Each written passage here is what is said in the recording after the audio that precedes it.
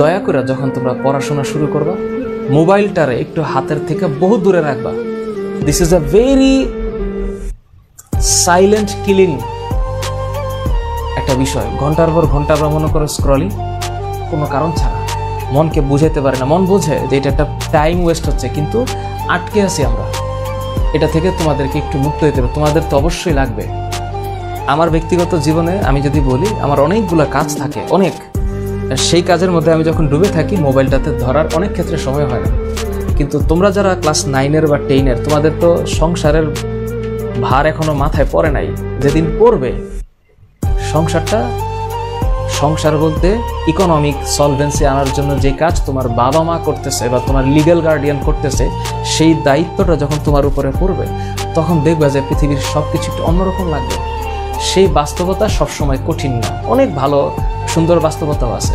এই কারণে ওই বাস্তবতায় যেতে গেলে এখনকার সময়টাতে নিজেকে একটু সেভ করতে হবে।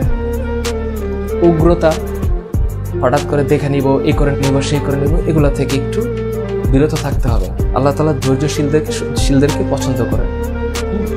ইন্নাল্লাহা মা'আস সাবিরিন, একটু মাথা রাখতে হবে।